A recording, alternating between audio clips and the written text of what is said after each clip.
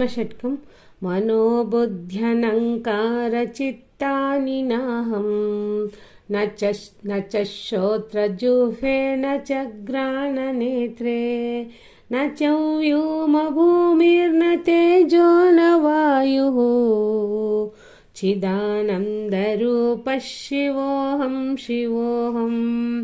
चिदानन्दरूपः शिवोऽहं शिवोऽहं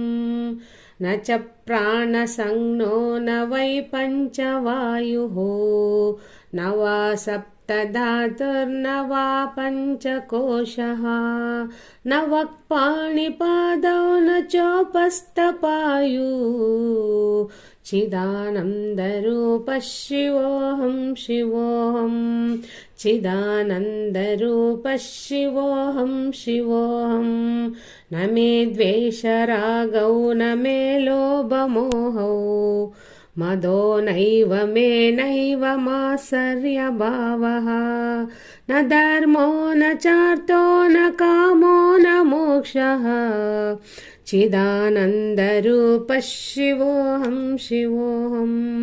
चिदानन्दरूपः शिवोऽहं शिवोऽहं न पुण्यं न पापं न सौख्यं न दुःखं न मन्त्रो न तीर्थो न वेदा न यज्ञाः अहं भोजनं नैव भोज्यं न भोक्ता चिदानन्दरूपः शिवोऽहं शिवोऽहं चिदानन्दरूपः शिवोऽहं शिवोऽहं न मृत्युर्न शङ्का न मे जातिभेदः पिता नैव मे नैव माता न जन्म न बन्धुर्न मित्रं गुरुर्नैव शिष्यः चिदानन्दरूपः शिवोऽहं शिवोऽहं चिदानन्दरूपः शिवोऽहं शिवोऽहम् अहं निर्विकल्पो निराकाररूपो विभुर्व्याप्य सर्वत्र सर्वेन्द्रियाणां सदा मे समत्वं न मुक्तिर्न बन्धः